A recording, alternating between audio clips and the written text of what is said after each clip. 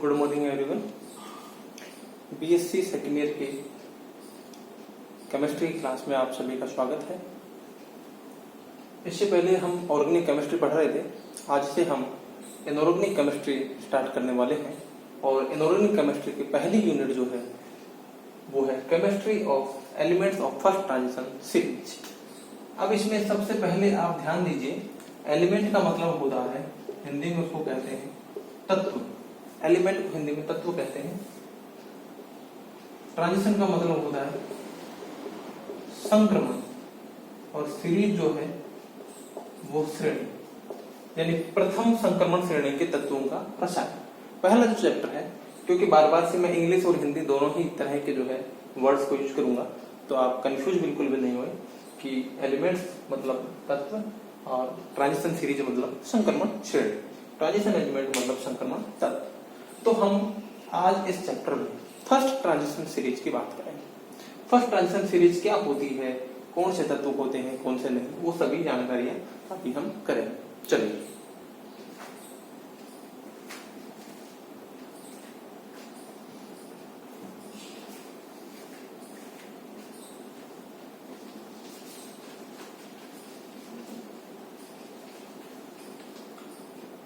ये जो बनाई हुई है आवर्त सारणी जो है वो केमिस्ट्री में तत्वों के अरेंजमेंट की एक सारणी है, जिसमें तत्वों का अरेंजमेंट किया गया है। अब देखिए, आवर्त सारणी में प्रथम जो दो वर्ग होते हैं, बेसिक आइडियाज के लिए मैं एक बार बता दूं कि जो खड़ी लाइनें जो हैं ये इस तरह से देखिए आप, hydrogen, lithium, sodium, potassium, rubidium, caesium, यानी ये एक लाइन हो गई। बेरिलियम, मैग्नीशियम, कैल्शियम, स्ट्रोंशियम, ये एक लाइन हो गई। ये खड़ी जो लाइनें होती हैं, इन खड़ी लाइनों को वर्ग कहते हैं। क्या कहते हैं? वर्ग कहते हैं। खड़ी लाइनों को वर्ग कहते हैं। तो ये ऐसे खड़ी लाइनें जो है वर्ग है। जो क्षैतिज रेखाएं जो है आवर्त सारणी, जैसे ये एक क्षैतिज रेखा, ये भी क्षैतिज रेखा, ये भी, ये भी, ये भी और ये भी, इन क्षैतिज रेखाओं को जो है वो कहते हैं आवर्त। वो क्या कहते हैं? आवर्त।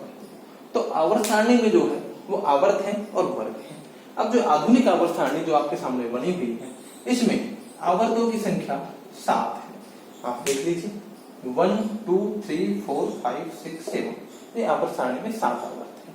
और वर्गों की संख्या जो है वो इसमें है 18। आप देखिए, 1 2 3 4 5 6 7 8 9 10 11 12, ये 12 तक, और फिर ये 13 14 15 आगे, मतलब ये 18 तक है। यानी कि ये यहां से आगे जो है बोर्ड छोटा होने के कारण जो है पूरी मैंने बनाई नहीं है, उसका पूरा काम भी नहीं है, इसलिए वो मैंने बनाया नहीं। तो आगे और है, यानी कुल मिला के ऐसी खड़ी लाइनें जो है वो 18 है। अब चलिए, पहली जो दो खड़ी लाइनें, पहले जो वर्ग है ये दो वर्ग मिलके एस ब्लॉक बनाते हैं। पहले जो दो वर्ग हैं इनको एस ब्लॉक एलिमेंट्स कहते हैं। इन दोनों वर्गों को एस ब्लॉक कहते हैं। तो इनमें आने वाले तत्व एस ब्लॉक के तत्व कहते हैं, इन एस ब्लॉक एलिमेंट्स कहते हैं। ये लास्ट के जो 6 वर्ग हैं, लास्ट के 6 वर्ग जो हैं ये कहलाते हैं पी ब्लॉक। क्या कहलाते हैं? P block. लास्ट के जो 6 वर्ग हैं ये पी ब्लॉक कहलाते हैं।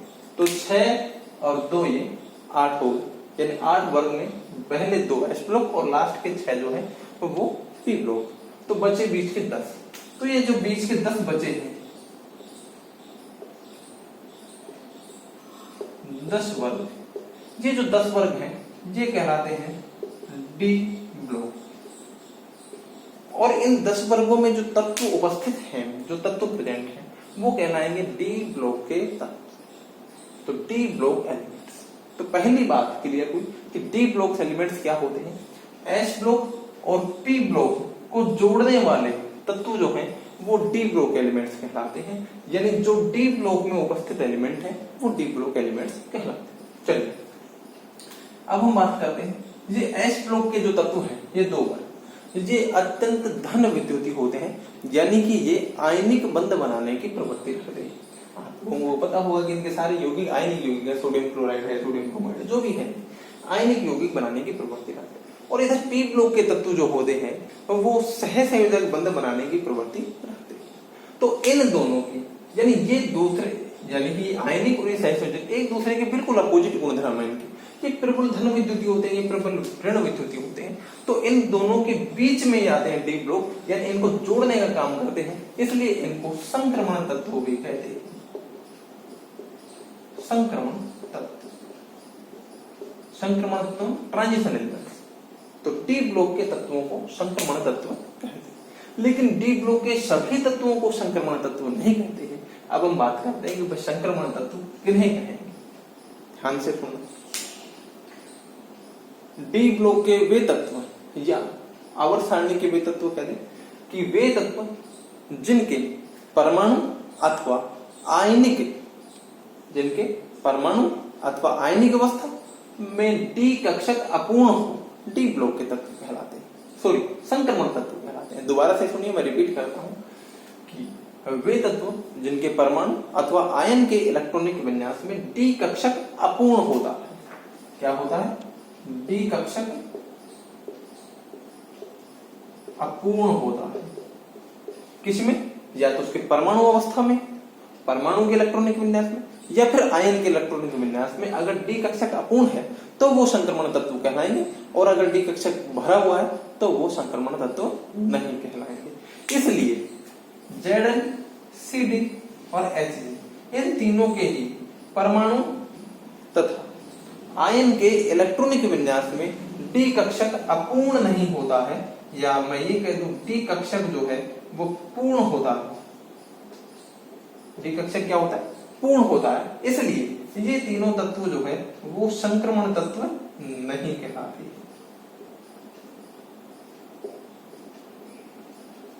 संक्रमण तत्व नहीं है। ये तीनों जो तत्व हैं ये संक्रमण तत्व नहीं कहलाते, लेकिन डी ब्लॉक के तत्व तो है, क्योंकि ये डी ब्लॉक में प्रेजेंट है। तो ये तीनों Zn, Cd और Hg ये डी ब्लॉक एलिमेंट तो है, लेकिन संक्रमण तत्व नहीं है, क्योंकि इनके आयन अथवा परमाणु के इलेक्ट्रॉनिक विन्यास में डी कक्षक अपूर्ण नहीं है, यानी कि डी कक्षक भरा हुआ है। चलिए आगे हम बात करते हैं।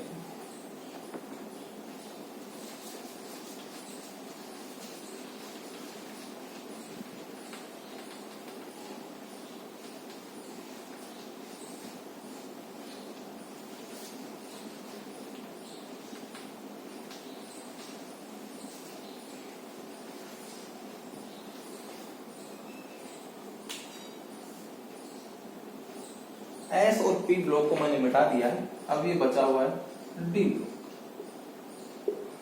डी ब्लॉक, अब देखिए डी ब्लॉक के जो तत्व हैं वो जहां स्कैंडियम से शुरू होते हैं। स्कैंडियम का इलेक्ट्रॉनिक स्कैंडियम का परमाणु क्रमांक जो होता है वो होता है 21 21 से शुरू होकर के 22, 23, 24, 25, 26, 27, 28, 29 और 30, जिनका होता है 30। स्कैंडियम का इलेक्ट्रॉनिक विन्यास स्कैंडियम का परमाणु क्रमांक 21 होता है और वो जिंक 30 तक जाता है। ये इसमें जो इलेक्ट्रॉन जो है वो 3D में भरा जाता है। इलेक्ट्रॉन किसमें भरा जाता है? 3D में। इससे नेक्स्ट वाली सीरीज ये है, इसमें 4D में भरा जाता है।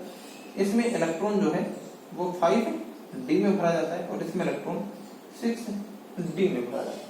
आप आवर्त सारणी में देखोगे तो पहला जो आवर्त है वो हाइड्रोजन से शुरू होता है, दूसरा आवर्त जो है वो लिथियम से शुरू होता है, तीसरा आवर्त जो है वो सोडियम से शुरू होता है, और चौथा आवर्त जो होता है वो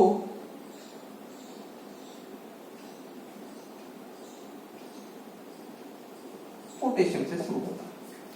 चौथा आवर्त पोटेशियम से शुरू होता है। पोटेशियम का परमाणु क्रमांक 19 होता है, फिर कैल्शियम का 20 होता है और उसके बाद स्कैंडियम का 21 होता है। तो ये पहला आवर्त है। कौन सा आवर्त है? पहला आवर्त। दूसरा, ये दूसरा आवर्त है, ये तीसरा है और ये चौथा। यानी कि डी ब्लॉक का पहला जो तत्व है वो चौथे आवर्त में आता है। कौन से में आता है? चौथे आवर्त में आता है। यानी n का मान उसके लिए क्या है? 4 है।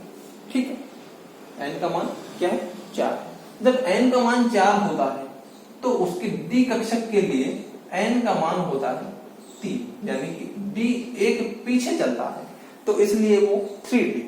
क्या है 3D। तो डी कक्षक स्टार्ट ही 3 से है, 3D से स्टार्ट है। तो पहले जो सीरीज जो है वो 3D की सीरीज होगी और ये चौथे आवर्त में उपस्थित है। ये कौन से आवर्त में उपस्थित है? चौथे आवर्त में उपस्थित है, क्योंकि डी कक्षक एक पीछे चलता है, उसका एक आवर्त पीछे चलता है। तो चौथे आवर्त में जो डी कक्षक की शुरुआत होती है और वो है 3D। तो पहली जो सीरीज जो है, अब ये देखिए ये डी कक्षक जो ये इधर से इधर बढ़ते हुए परमाणु क्रमांक लिखे हुए हैं। तो ये पहली जो सीरीज है 3D वाली, तो 3D 1 2 3 4 5 6 7 8 9 10, यानी डी में 10 इलेक्ट्रॉन भरे जा सकते हैं और ये एक एक इलेक्ट्रॉन बढ़ते हुए इसमें 10 एलिमेंट रखे हुए हैं। यानी इन तत्वों के साथ यहाँ तक पहुंचते ही, Zn तक पहुंचते ही जो है डी कक्षक पूर्ण भरा जाएगा। उसके बाद अगला तत्व 3D में तो नहीं जा सकता, अगला 4D में जाएगा, इसलिए वहां पर आवर्त चेंज हो गया है। तो ये जो पहली सीरीज है स्कैंडियम से लेकर जिंक तक, ये 3D सीरीज है और इसको बोलते हैं प्रथम संक्रमण श्रेणी। प्रथम